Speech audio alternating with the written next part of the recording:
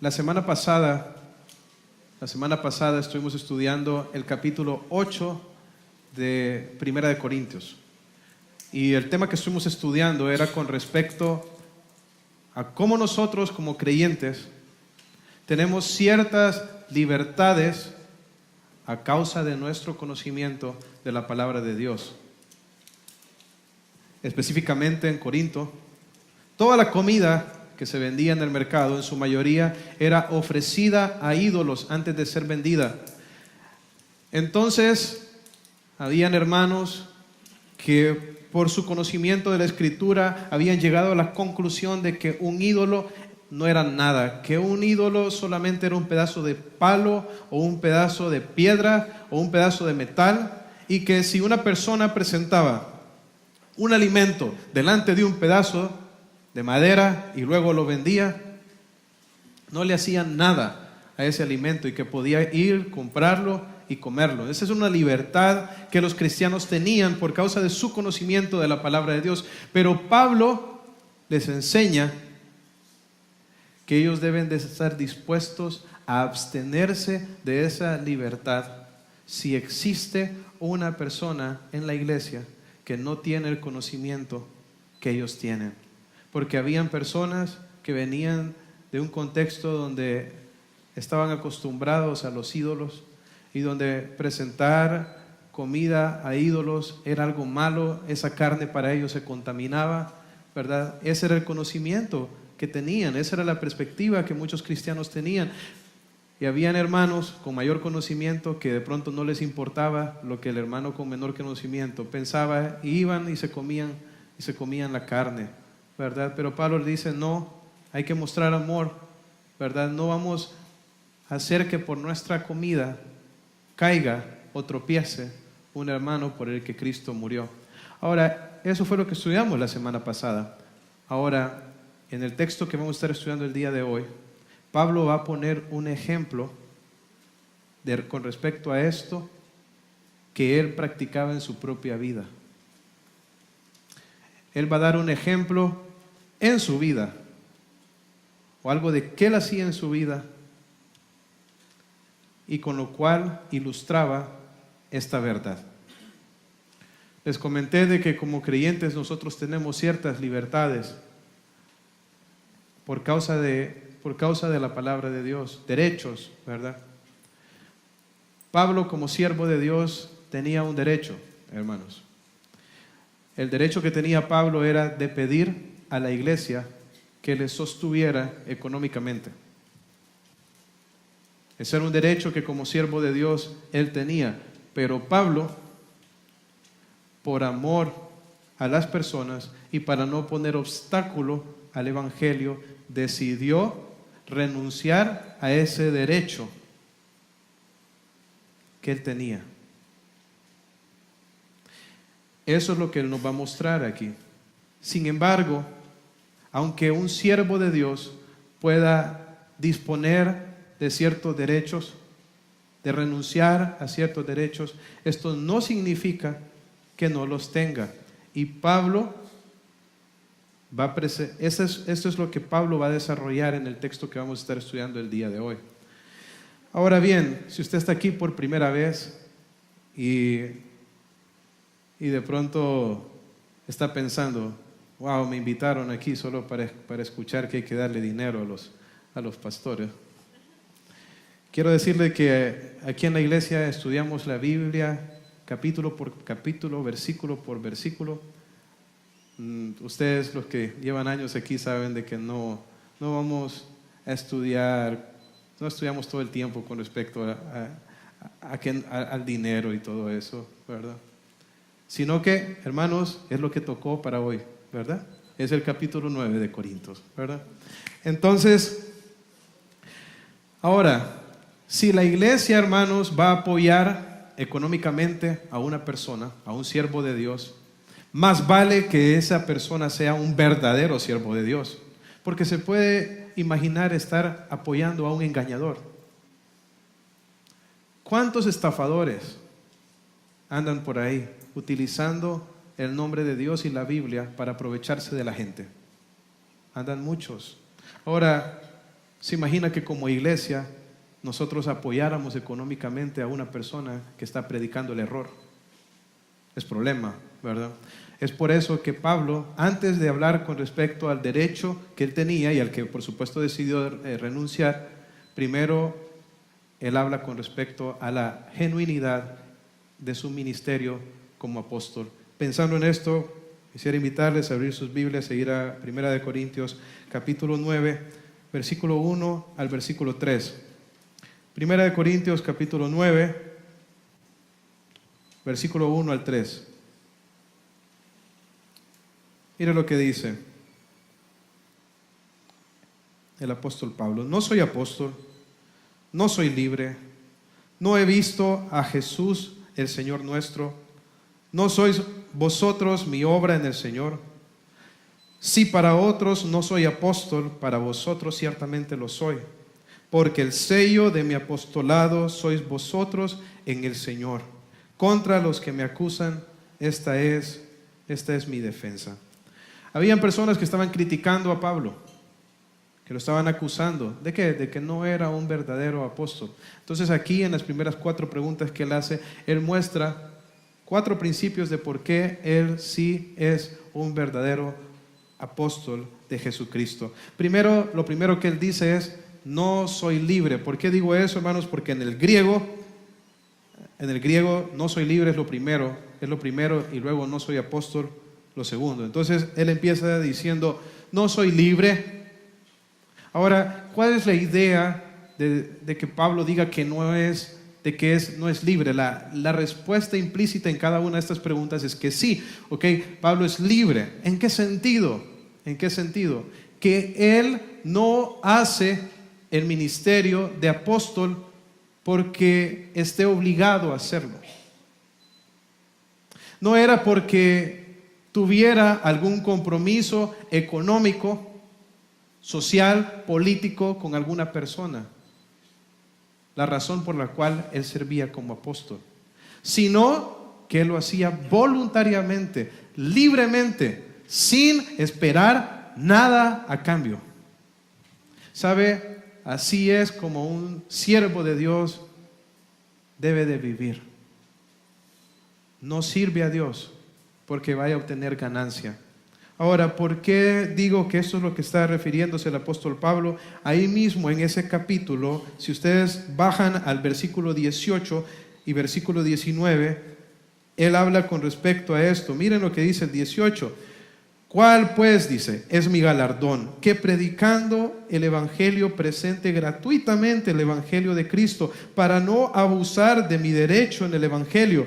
Mire lo que dice el 19. Por lo cual, siendo libre de todos, me he hecho siervo de todos para ganar a mayor número. ¿Cuál era la idea aquí de que él era libre de todos? Que él hacía su ministerio de forma gratuita. Él no estaba sirviendo al Señor para obtener ganancia. Ahora, ¿qué más dice? No soy apóstol.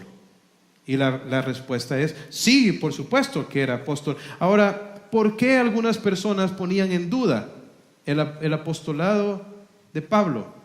Eso no es algo nuevo. Incluso hay personas hoy en día atacando el apostolado de Pablo. Ahora, es importante que nosotros tengamos claro de que si Pablo era un verdadero apóstol de Jesucristo o no. Ahora, ¿por qué la gente iba a poner en duda el apostolado de Pablo? ¿Por qué la gente iba a decir, Pablo no es un verdadero apóstol? Bueno, creo que hay 2 razones. Uno, porque el llamamiento de Pablo fue característico. Si ustedes recuerdan, el llamamiento de Pablo fue distinto al de los demás apóstoles de Jesús. ¿Cómo fueron llamados los otros apóstoles de Jesús? Fueron llamados durante el ministerio físico del Señor Jesucristo aquí en la tierra. Pues así los llamó cuando estaban ahí en la barca, en el mar de Galilea. A otros como Mateo lo llamó cuando él estaba ahí en la mesa de recaudación de impuestos. Entonces los apóstoles, los primeros apóstoles fueron llamados por medio del ministerio físico del Señor Jesús. Anduvieron con él, comieron con él, hicieron el ministerio juntos. Ahora, en cambio, Pablo no fue así. ¿Cómo fue el llamamiento de Pablo? fue mucho después. ¿Cuándo?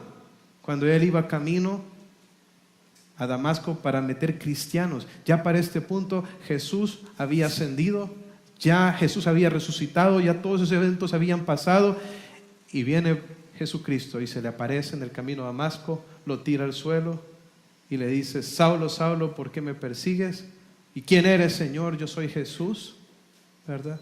Y luego viene Jesús y le hace el llamado, ¿verdad? De que lo ha escogido para ser un instrumento para llevar la palabra a los gentiles.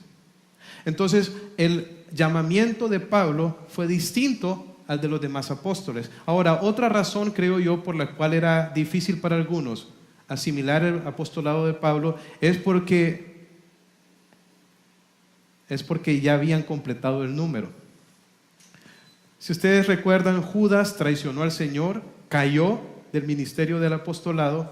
¿Y qué hicieron los discípulos con ese vacío que quedaba? Lo sustituyeron.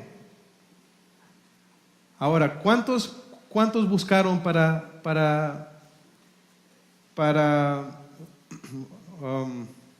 sería la palabra, para llenar ese vacío, para ajustar el número? ¿Cuántos? ¿Recuerdan en el libro de los Hechos? Escogieron 2, pero los 2 escogieron 1, ¿verdad? ¿Y cómo lo escogieron? Tirando suertes, ¿verdad? Tiraron suertes y la suerte cayó sobre Matías, ¿verdad? Y Matías fue incluido de entre los 12. Hermanos, ¿cuántos apóstoles del Cordero hay?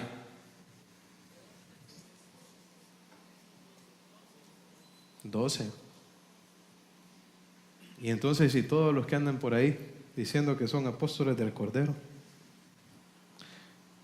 si quiere un versículo, lo invito a leer Apocalipsis capítulo 21, versículo 14. Y creo que lo hemos leído anteriormente, vale la pena recordarlo. Apocalipsis 21, 14, hablando sobre la ciudad celestial, mire lo que dice: y el muro de la ciudad tenía 12 cimientos, y sobre ellos los 12 nombres de los 12 apóstoles del Cordero. La ciudad celestial en sus cimientos tiene 12 nombres grabados. ¿Los nombres de quién? Los 12 apóstoles, porque ¿cuántos apóstoles del Cordero hay, hermanos? 12, no más. 12 y punto. Ahora, si ya habían elegido al 12avo, que era Matías, ¿y entonces qué era Pablo?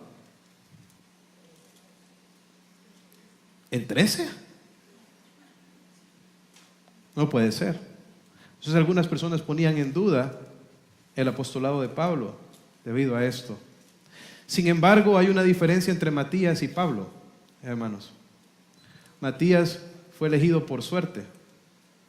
Pero ¿cómo eran elegidos los verdaderos apóstoles del Cordero? Por Jesucristo mismo. Y por eso Pablo dice, miren ahí en la tercera pregunta que hace en ese texto, Pablo dice: no he visto a Jesús el Señor nuestro, porque para ser un verdadero apóstol de Jesús tenía que haber visto, hermanos, al Señor Jesucristo resucitado y ser llamado directamente por Él. Este era un requisito en el que no caía Matías. ¿Cuál fue el apóstol que Jesús escogió para llenar ese lugar? Fue Pablo. Fue el apóstol Pablo, ¿verdad? Ahora, él nos da otra razón también. Y en la cuarta pregunta él dice: ¿no sois vosotros mi obra en el Señor? Si para otros no soy apóstol, para vosotros ciertamente lo soy, porque el sello de mi apostolado sois vosotros.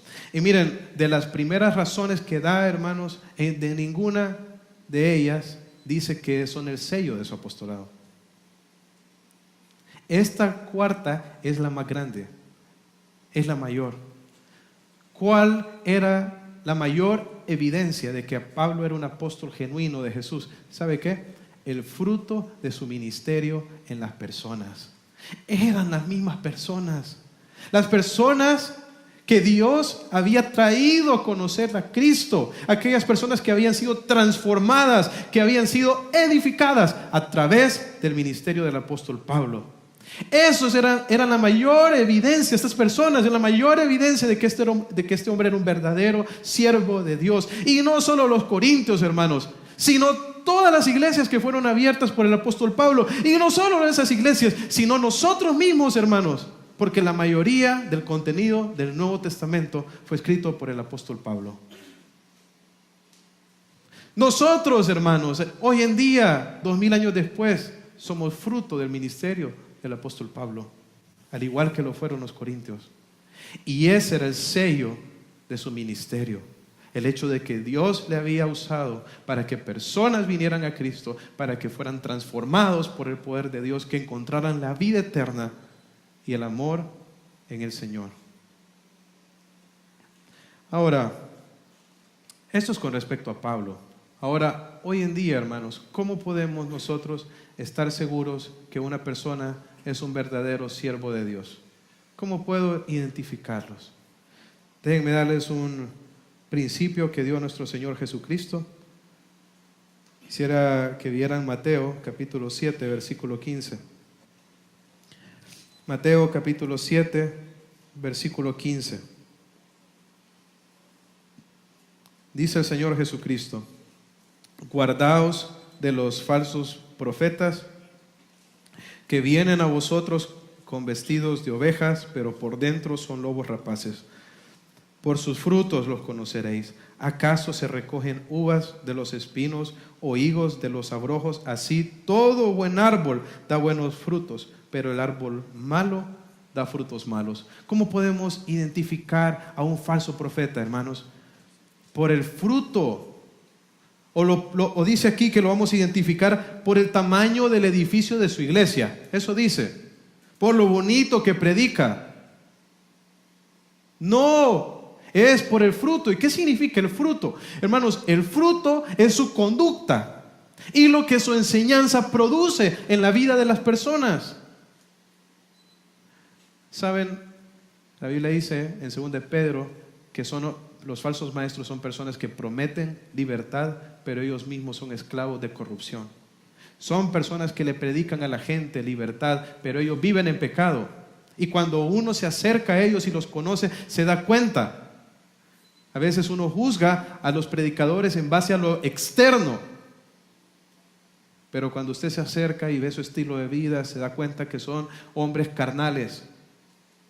Ahora, también se puede dar a conocer en su predicación, ¿verdad? Porque la abundancia la abundancia del corazón habla la boca. Y si una persona solo vive pensando en el dinero, hermanos, ¿qué va a salir por su boca? ¿Sabe cuál es una característica que dice 2 de Pedro, capítulo 2, versículo 3, con respecto a los falsos maestros? Dice: y por avaricia harán mercadería de vosotros con palabras fingidas. Son hombres que hacen mercado del evangelio. Predican todo el tiempo acerca del dinero y andan buscando cómo aprovecharse, cómo sacarle la plata a la gente. Hermanos, ¿qué más podemos saber acerca de los falsos maestros? O cómo distinguirlos. En el 10, allá de 2 de Pedro 2, dice: y mayormente aquellos que siguiendo la carne andan en concupiscencia, inmundicia y desprecian el señorío.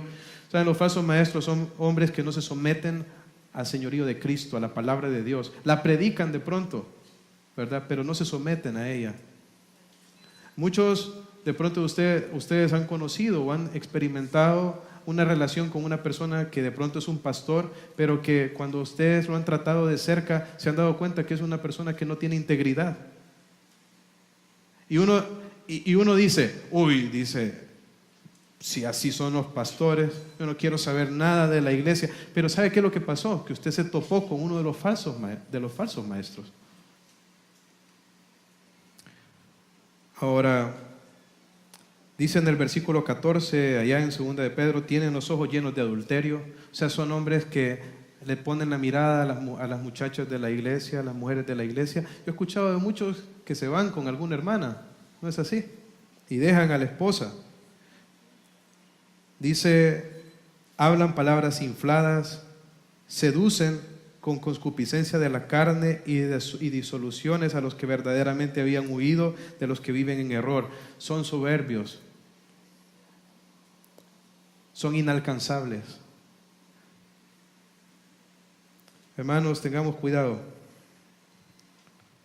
Hay muchas personas así. Ahora, ¿a quién vamos a apoyar nosotros? A los que son verdaderamente siervos de Dios. ¿Pablo era un verdadero siervo de Dios? Por supuesto que sí. Por supuesto que sí. Ahora, en los siguientes pasajes, él va a hablar un poco acerca de su derecho, del derecho que como apóstol tenía para el sostenimiento económico. Miren, versículo 4, volviendo a 1 Corintios 9, versículo 4 al versículo 7. Dice: ¿acaso no tenemos derecho de comer y beber? ¿No tenemos derecho de traer con nosotros una hermana por mujer, como también los otros apóstoles y los hermanos del Señor y Cefas? ¿O solo yo y Bernabé no tenemos derecho a no trabajar? ¿Quién fue jamás soldado a sus propias expensas? ¿Quién planta una viña y no come de su fruto? ¿O quién apacienta el rebaño y no toma de la leche del rebaño? Ahora, note que hay una palabra que en los primeros 2 versículos se repite varias veces. ¿Cuál es esa palabra? Derecho, derecho, derecho, ¿verdad? Pablo está hablando acerca de un derecho que tenía, ¿verdad? Ahora, ¿cuál dice aquí que eran sus derechos? En el versículo 4 dice: ¿acaso no tenemos derecho de comer y beber? Comer y beber, hermanos, son las necesidades básicas de una persona. Ahora, si Pablo era una persona que trabajaba en el ministerio, ¿verdad? ¿Qué remuneración primaria se esperaría que recibiera él como producto de su trabajo? En 2 Tesalonicenses 3:10 dice que el que no quiera trabajar, que tampoco coma. Nosotros por nuestro trabajo, por el trabajo, ¿qué esperamos, hermanos? Al menos comer, ¿verdad? Si nosotros trabajamos, ¿qué esperamos que nos dé nuestro trabajo? La comida, ¿verdad? Ahora, ¿Pablo era una persona que trabajaba en el ministerio? Sí, y bastante. ¿Qué merecía él por su trabajo? Hermanos, que le diera de comer. Que le diera de comer. Ahora, miren lo segundo que dice: no tenemos derecho de traer con nosotros a una hermana por mujer, como también los otros apóstoles. Y la idea aquí de traer es llevar una hermana en sus viajes misioneros, ¿verdad? Pablo estaba soltero, ¿verdad? Y por eso él menciona de tomar una hermana por esposa. ¿Tenía el derecho Pablo como apóstol para casarse? Por supuesto que sí, porque, hermanos, estar casado no hace una persona más ni menos espiritual. Yo no sé dónde salió esa doctrina de que uno tiene que ser soltero para poder servir a Dios. Eso es mentira. ¿Quiénes estaban casados? Dice ahí. Todos los apóstoles. El único que no estaba casado, ¿quién era? Pablo. Y después dice los hermanos del Señor. Y esa es otra cosa, ¿verdad? Decir de que María se murió virgen, hermanos, es mentira. Es mentira. Y dice que Jesús tenía hermanos en la carne y conocemos sus nombres. Ahí están en el Nuevo Testamento: Jacobo, Judas. Tuvo varios. Y hermanas. Medio hermanas, por supuesto, porque sabemos de que él fue concebido por la obra del Espíritu Santo. Ahora, pero muchos de estos hermanos del Señor Jesús en la carne se convirtieron a Cristo y luego se convirtieron en columnas de la iglesia, ¿verdad? Entonces, saben, tanto los apóstoles como los hermanos del Señor y Cefas, que era Pedro, cuando salían en sus viajes misioneros a llevar la palabra a otros lugares, ¿a quién se llevaban con ellos? A sus esposas, por supuesto, ¿verdad? Pablo dijo anteriormente que no se separaran por mucho tiempo las parejas. Hoy en día pensamos de que un hombre viaje a predicar el evangelio sin su esposa, lo hace más espiritual, lo pone en un lugar peligroso. Ahora, Aquí viene el derecho del que Pablo está hablando aquí. Entonces, si él tenía derecho para tener una esposa y llevarla en sus viajes misioneros, ¿acaso su esposa no tenía derecho a comer también? ¿O es que acaso al siervo de Dios lo tiene que mantener la mujer, hermanos? Bueno, que Pablo se dedique, bueno, me voy a llevar a mi mujer, que ella trabaje mientras yo hago el ministerio y que ella provea para mi ministerio. Así funcionan las cosas. ¿A quién llamó Dios para ser el proveedor en el hogar? ¿A quién? Al hombre. Al hombre. Entonces, si el hombre, Pablo, está trabajando en el ministerio del Señor, su ministerio debería de proveer ¿para quién más? Aparte de él mismo. Para su familia, para sus hijos. Eso es correcto.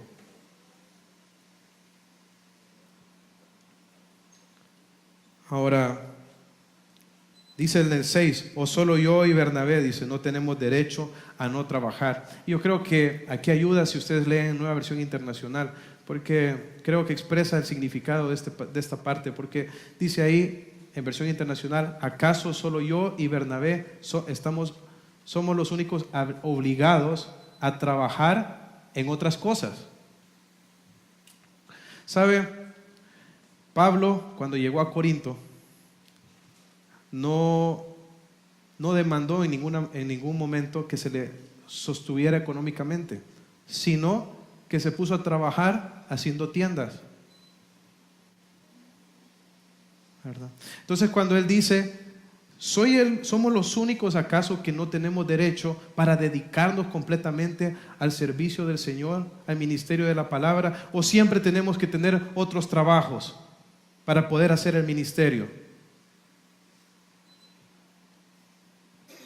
La respuesta es que tenían el derecho. ¿Para qué? Para poder dedicarse completamente al ministerio de la palabra. Y lo enfatiza en el siguiente versículo. Dice, ¿quién fue jamás soldado a sus propias expensas? ¿Usted ha visto alguna vez un soldado que se compre su propia pistola, uniforme, botas, comida? ¿Ha visto usted eso? No, ¿verdad? Se enlista para servir a su gobierno. ¿Y qué hace el gobierno? Le provee lo que necesita. ¿Qué otro ejemplo da? ¿Quién planta una viña y no come su fruto? Hermano, si usted planta una propiedad con maíz, ¿qué espera que le dé? ¿Qué espera que le dé? Que le dé de comer, ¿verdad? Sacar ganancia de ese trabajo. Ahora dice, y si usted apacienta un rebaño, si usted tiene vacas, en ese caso eran cabras, ¿verdad? Pero si usted tiene sus vaquitas, ¿verdad? ¿Qué espera que le den sus vaquitas? Le den la leche, el quesito. ¿No es así? Entonces, tanto como el soldado, como el agricultor, como el ganadero, esperan que su trabajo le genere un beneficio, ¿verdad? Y eso aplica para todas las actividades humanas. ¿Qué esperan ustedes que sus trabajos, sus negocios, sus empresas le generen? ¿Qué esperan? ¿O trabajan de balde? Ustedes todos esperan que sus trabajos les generen lo necesario para sostenerse. ¿Y por qué no la persona que trabaja para el Señor en el ministerio? ¿Por qué sí para nuestros trabajos? Sí en nuestros trabajos, en nuestras empresas pensamos así, pero no de las personas que se dedican a servir al Señor.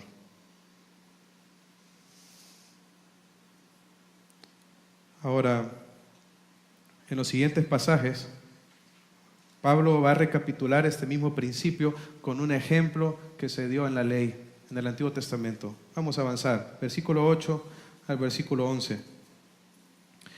Dice, digo esto solo como hombre. ¿No dice esto también la ley? Porque en la ley de Moisés está escrito, no pondrás bozal al buey que trilla.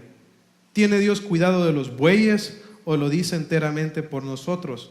Pues por nosotros escribió, porque con esperanza debe de arar el que ara y el que trilla con esperanza de recibir del fruto. Si nosotros sembramos entre vosotros lo espiritual, es gran cosa si segáremos lo material. Al inicio dice, digo esto solo como hombre. Nos dio ejemplos con respecto a las actividades humanas, ¿verdad? Pero ahora nos va a dar un ejemplo de la ley. Dice, ¿no dice esto también la ley? ¿Qué era lo que decía la ley? No pondrás bozal al buey que trillar. Eso lo puede encontrar usted allá en Deuteronomio capítulo 25, versículo 4. Allá Dios está dando leyes con respecto a cómo debe de ser la vida en la nación de Israel. Y es bien interesante porque está tocando diferentes tipos de puntos, ¿verdad? Se están dando diferentes tipos de leyes, y en medio de eso Dios pone, no pondrás bozal al buey que trilla. Ahora, ¿qué es eso de no pondrás bozal al buey que trilla? Cuando se daba la cosecha de trigo, hermanos, se ponía una manta en el campo y se tomaba todo el trigo recogido y se ponía en bultos ahí, y luego se agarraba a un buey y se ponía el buey a triturar de un lado a otro la vaina del trigo. ¿Para qué? Para separar la paja del grano, ¿verdad? Entonces al ganado se le ponía, al buey se le ponía a dar vueltas una y otra vez por encima del grano, ¿verdad? Para separarlo de su paja, ¿verdad? Y ahí estaba trabajando el buey todo el día. ¿Qué se esperaba o qué se esperaría que se hiciera con el buey después de trabajar tanto tiempo? ¿Qué debería tener al menos una vez que se metiera allá que se guardara allá en su potrero? ¿Qué se esperaría que tuviera ahí el buey? La comida y el agua. Ahora, ¿se puede imaginar ponerle bozal? ¿Para qué se usa el bozal? Para taparle la boca. ¿Se puede imaginar tener a un buey trillando, trabajando todo el día y luego ponerle bozal? Hermanos, eso fue escrito por nosotros, porque eso es exactamente lo que la iglesia hace cuando no provee a las personas que sirven a tiempo completo en el ministerio de la palabra. Es como que le pusieron un bozal. Son personas que nos están compartiendo el evangelio, que nos están compartiendo la palabra, que están dedicados a la dirección de la iglesia, que trabajan duro. Pablo era un ejemplo de eso, hermanos. Si usted mira cuánto Pablo trabajaba, era exagerado. Ese hombre se daba en cuerpo y alma por el ministerio de la palabra. Ahora imagínense tener hombres, personas así, genuinos siervos de Dios, que aman la iglesia, que trabajan por la iglesia, pero que no reciben sostenimiento económico. ¿Quién de ustedes aguantaría por mucho tiempo un trabajo así y va a ver a su familia teniendo hambre? Daña, hermanos, al siervo.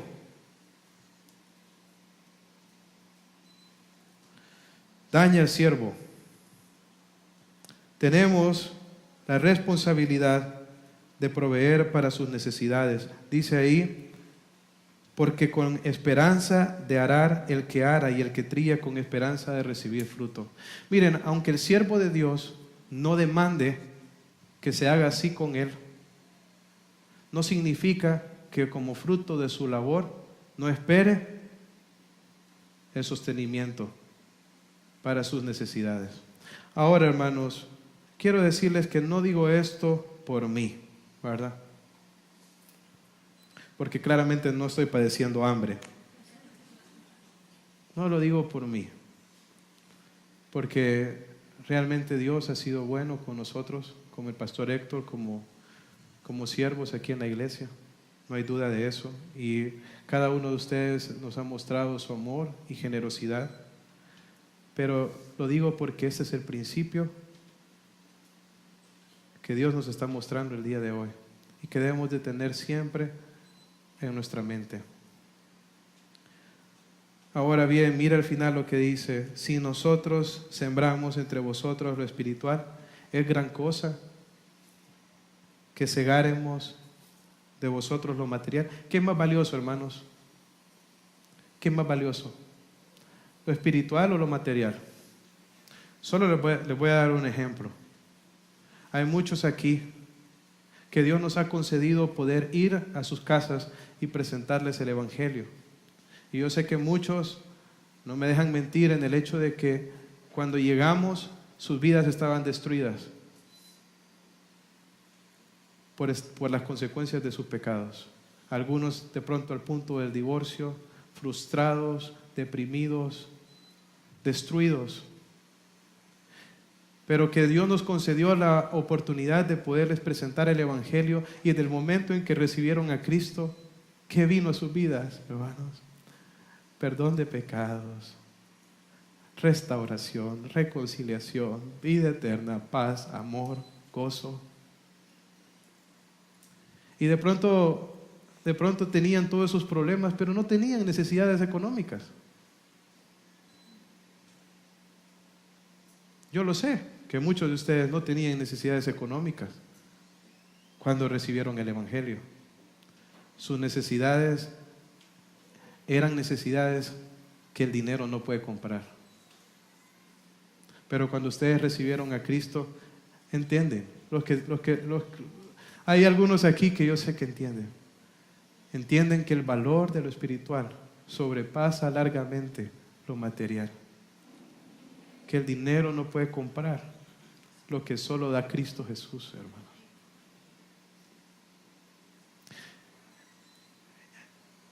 ¿Qué se puede comparar con recibir a Cristo? ¿Cuánto dinero? Ni toda la plata del mundo le puede comprar la vida eterna.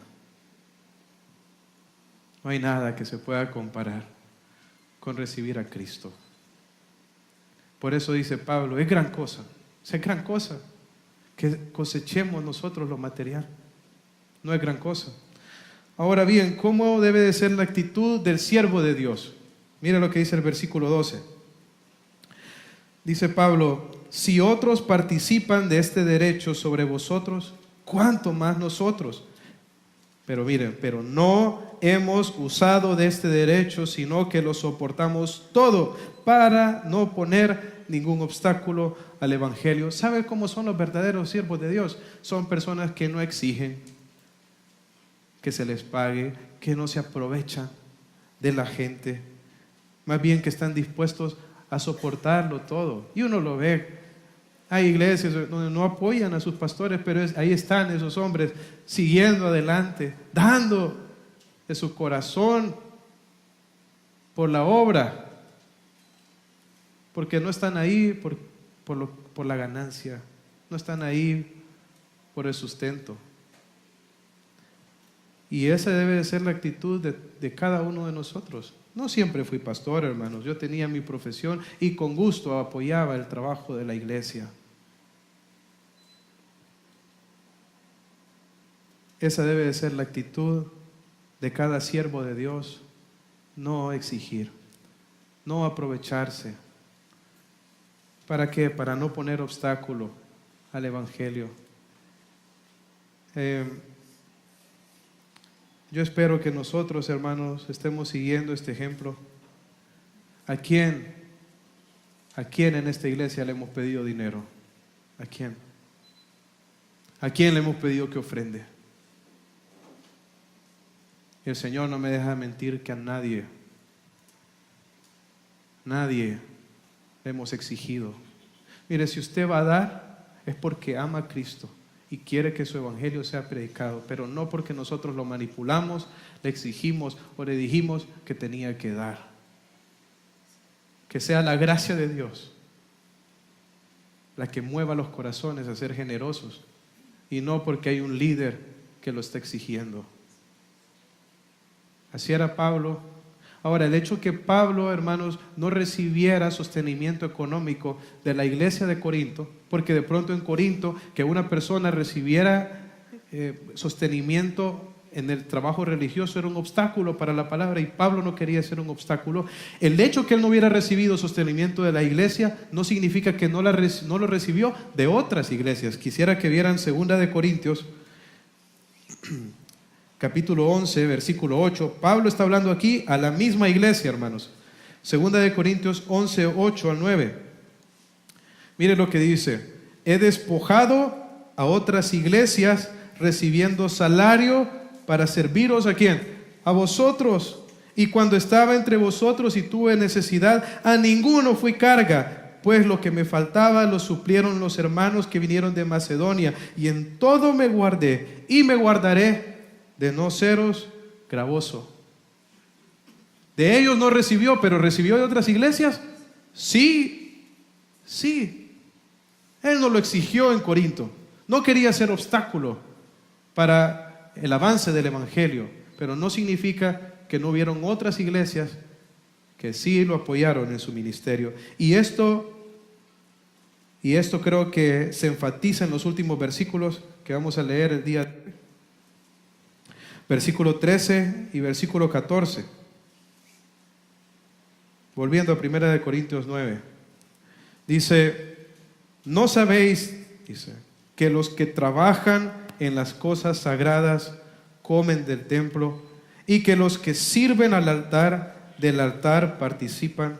Así también ordenó el Señor a los que anuncian el evangelio que vivan del evangelio. Aunque el siervo no tiene una actitud exigente, es la responsabilidad, es una orden del Señor para la iglesia, que los que anuncian el evangelio, que vivan del evangelio. Y sabe, el ejemplo que pone aquí Pablo es del templo en el Antiguo Testamento. En el Antiguo Testamento habían personas dedicadas a tiempo completo al servicio del templo. ¿Cómo se llamaban? ¿Saben qué tribu eran? Eran los levitas. No tenían herencia material en la repartición de las tierras. Ellos vivían del sostenimiento del pueblo. El pueblo traía sus ofrendas, y de las ofrendas una parte era asignada para el sostenimiento de los levitas, de los sacerdotes que trabajaban en el altar. Ahora, ese mismo ejemplo lo trae Pablo a la iglesia. ¿Y quién es el templo de Dios ahora? No es esto, hermanos. ¿Quién es el templo?